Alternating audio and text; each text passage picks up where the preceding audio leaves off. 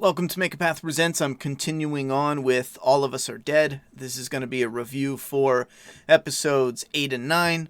Maybe we can do 10 and 11 and then one final review for the finale. We're so close to the end, so we're definitely going to finish it out now.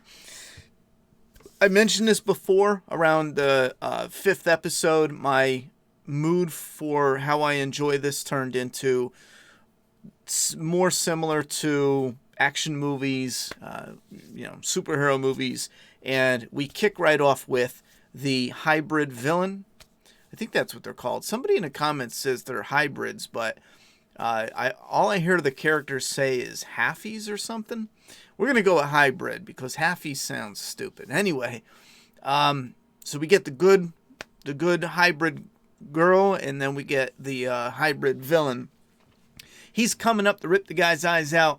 The two friends end up fighting. They're getting their butts kicked, and she comes in tearing them up. Like I said before, I definitely get this vibe. I should look up artwork because I can see them doing something creative with the art, showcasing that when she's normal, and then when she's in her super strong zombie state, her eye covers over. And we're going to get into the super strength here in a second. Why didn't you die? Because he ends up punching this door and getting thrown off a roof twice, I think. There's a cool little clip. I don't think he gets too hurt here. He just kind of gets tangled up, but...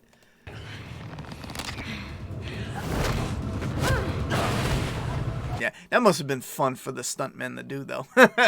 That's a fun scene. However, in a second, they're going to go up to the rooftop. Now, this is the point of the story where they're making it to the roof to try to signal for some of the helicopters.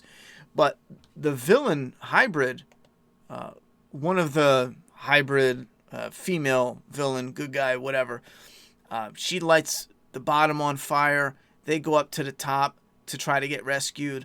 One of the other the kids who was previously bullied, says no, there's no other survivors. And like I mentioned before, I'm not buying that they wouldn't check the school, but it doesn't take too much enjoyment out of it, because maybe for now, they were like, okay, no one's right here in this moment, but we can always come back and search. That's fine. As far as my enjoyment for the show, that's fine. But we have this guy come up, and he's punching the door, and it snaps his wrist in half. And this is the hybrid.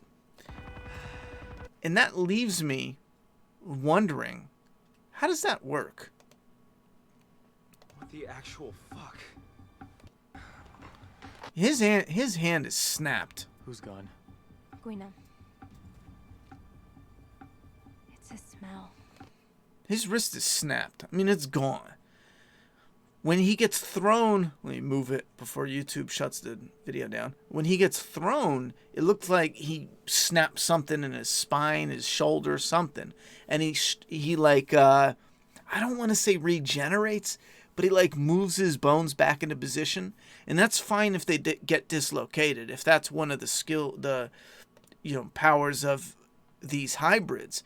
If they get, a shoulder dislocated and, whatever. I don't care about that shit. But if he straight snaps his wrist or snaps an actual bone, I don't understand what's going on there. I thought we would get a little bit of funny scenes where he's got this ruined hand now. So he's got the super strength, but now it dials it back a little bit, makes it a little more even when the kids are teaming up on him, because he's got this, he's got a crippled hand. But his hand's fine. His body's all fine. He cracks himself back into position. And I'm getting a little lost because all the other zombies, when they get shot or whatever, they don't regenerate. They don't heal their wounds. Not from what I've seen. Maybe I missed it.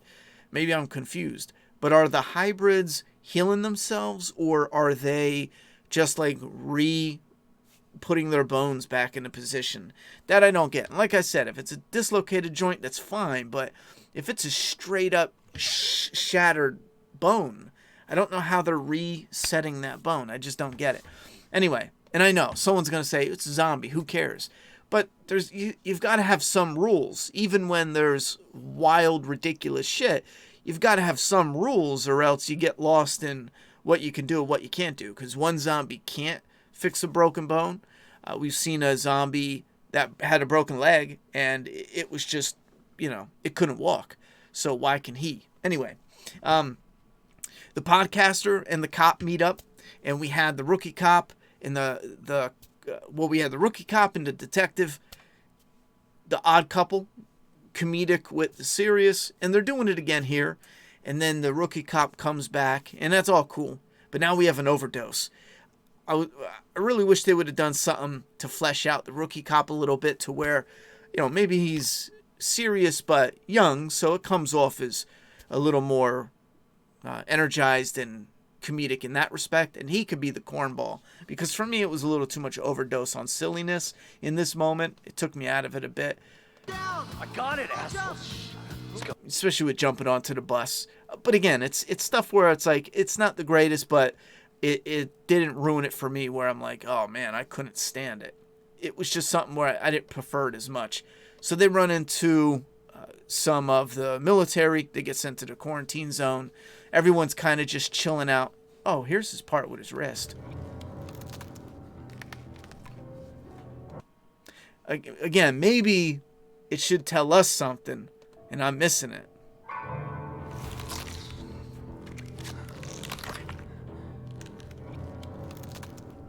But is it healing? I don't know. I don't know. You guys let me know what you think down below. Maybe it is for the hybrids. Because that girl gets that weird mark, and then she doesn't, so maybe. Anyhow, I don't care about this girl. I know they're doing a little bit of something with her, because in episode 9, I think they forget about her. But they show what happens to the teacher. She starts feeling bad, so she gathers up food, and she goes to leave. And the bully ends up snatching her up and biting her. I'm assuming to turn her. I did mention this before, right? I'm a little annoyed that the teacher would protect the murderer and leave all the good kids, because you got like a dozen good kids. I'm still annoyed. But that pops off here, where the teacher ends up getting bit. She, I guess, wants to redeem herself, so she wants to go bring them food. At this point, I was a little bit stumped on why the writers didn't get food to them to some degree, because it's going on like day 3 now, and they're not eating, they're not drinking, but there's a storage room with food, so I thought that would have came into play sooner. And it looks like at the end of episode 9, it looks like they're leaving that area permanently. Maybe not permanently. Maybe they return. But they're waiting on the roof, and she gets bit up by the villain guy. Slower episode, I thought, but there was some good punchy scenes. This ending I didn't understand, though, because the hybrids have the super hearing, and she's off to the side just moping. And then the villain manages to make his way up, and the hybrid girl doesn't hear him. Yet she was hearing stomachs growling from across the room, sneakers lightly tapping from a room away. But this guy, he's crawling up like without a care in the world. And I get it, he's 20 feet away from her, but still. I don't know. I'm not buying that. I thought the hybrid should have heard him coming up. In a previous comment in my review, somebody mentioned a joke about Crouching Tiger, Hidden Dragon. And here's where I say I enjoy this content more like a superhero show, because we do get some cool fighting with a hybrid zombie, a hybrid human zombie. And I dig it. They have their hybrid of their own. Who are you? It's good action. It's fun. Now you're not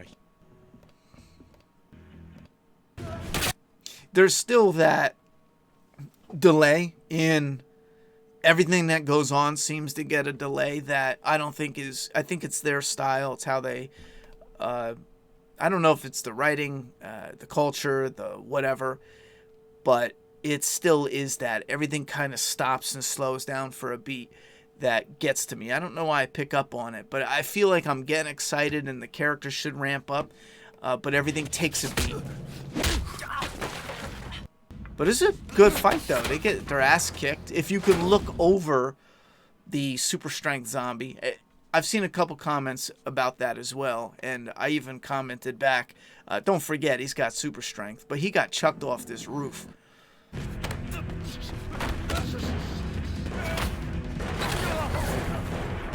Yeah, he's done. He's done, bro. For now. He's going to re-crack his bones, and he'll be back. The logo's cool, how it morphs into the horde of zombies. But back at the base, this episode had me a bit excited. So we got two things popping off, and if you're curious on how writers put together characters and how they affect the plot, utilizing the bullied Zombabe was actually pretty interesting, because at first they just used her, and that's what I was confused about. They used her as a plot device for the cell phones, but it didn't matter anyway, because the cell connections was shut off by the government. So by the time the heroes got the cell phones, they didn't even need the Zombabe to knock out the cell phones, because the government shut down the transmission. So it was more like filler, but that's how she affected that plot. And we have more ways where she affects the plot in certain, like lighting the fire and some other different things. But also here, she affects the plot in a big way. So they're utilizing her in the quarantine zone, right? And she is telling him, like, man, I'm real hungry. He's like, yo, here's my food. The line is long. She's like, I'm just going to eat you. And then they cut it. And the military is rescuing the kids, finding the laptop in the science room. And it's cool because they're cutting back and forth with what the military operation, and there was some kind of disaster at the quarantine zone. And here it was her. I thought she was going to take dude around the alleyway and be sneaky with it, but she just attacked him right out in the open. And that leads me to wonder if there's a bit of she doesn't give a shit, or if she lets the zombie part of her take over as much, she kind of just forgets, being sneaky about it, and she just attacked him in front of everybody. Because you can see later, she was like, what are you doing? I'm human. Why are you locking me up? Anyhow, so right at this moment, she's getting well, no, because I think they rewound the footage, but she had already attacked the kid. But they're figuring that out, that there's asymptomatic people at the same time they're rescuing the kids. And this I liked, but at the same time I was thinking, I don't know. I mean, I can see them rescuing the kids and keeping them quarantined in a separate space. That makes sense. They end up doing that with people in the quarantine zone anyway, like the congresswoman. They take her and everyone from this little area and they extra quarantine them because of the asymptomatic people. But it was a bit fun and interesting, them building up the tension and utilizing her to directly affect the plot, to have them abandon the kids. And the kids from that point on are like, listen, we need to get up out of here. So just to run through the overall plot of how that rolls on, because they do just sit there and kind of chat it up a bit until the military shows up. They get all excited. And again, they check the temperatures. For a minute there, I was like, I wonder what they're going to do with her low temp. But then you're like, oh, she's got hypothermia. And I'm like, okay, they're playing it off clever because they, something else is going to pop off. You got the archery team making a run for it. And they find the laptop. Everything's going according to plan. They start rescuing them. But this is when they have the incident pop off with her. So it lines up nice. They did that in a smooth way, and they're utilizing her again in a way to affect the plot in a good way. The one guy doesn't take the orders to just kill the kids. I thought that was a bit much, but again, I can see them doing it in this type of situation where they're like, listen, this is bad. I thought the dad here, they were going to get dark, and he was going to end up killing the guy and his wife that was trapped, just to show like he wanted to help them, but they're done for. I mean, they're absolutely done for. And then I think it pretty much ends up with, once they've given up all hope, a lightning thunderstorm shows up, and it affects the hybrid's hearing because they're ultra sensitive. Although she didn't hear him climbing up to the roof. I mean, I think maybe she did look over, but she's real slow to react. I mean, you would think she'd be like, yo. She said it before. She's like, yo, homeboy's doing this. Anyway, so she covers her ears, and they make this plan to utilize the storm to make a getaway. And this part I was iffy about. I like the fact that they have the emotional bits, because you're like, well, why did they bring his mother to the school just to have her die? But then he's going to escape the school, and this is a nice little bit where he looks up and he does see his mother. I'm pretty sure that's right where they end it, where he sees his mom. And I thought that was pretty hitting. But again, he kind of freezes a moment, and I'm thinking like, where's that gonna go? Don't do no dumb shit. But I'm still enjoying it. But again, for me, it's still hovering around the 6, 7. Kind of drops down a little and picks up. It is definitely fun for a popcorn flick, and I can absolutely see people who aren't really picky about ultra grounded, realistic zombie content having a hell of a lot of fun with this. I can absolutely see that. I've gotten a few comments from some people that they love the hell out of this show. And I can see I could see the attraction there for those that are having fun with it. Is a fun popcorn flick, absolutely. I know I'm trying to look at some comments to see what everyone's different opinions are. I get a lot of comments on the acting, and I'm going to have to kind of disagree there. If you're listening to the dub, I do want to mention that, yes, the voiceover work on half of them is terrible.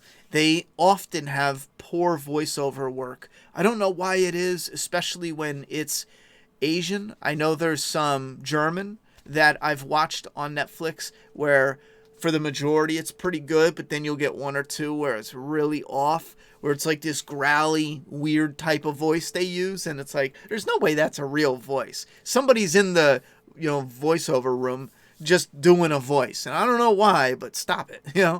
They do often revert to that, where you feel like that doesn't sound like a natural voice. That sounds like a voiceover guy maybe doing two voices, and one of them he or she's doing a weird pitch. There's a couple in here that are like that.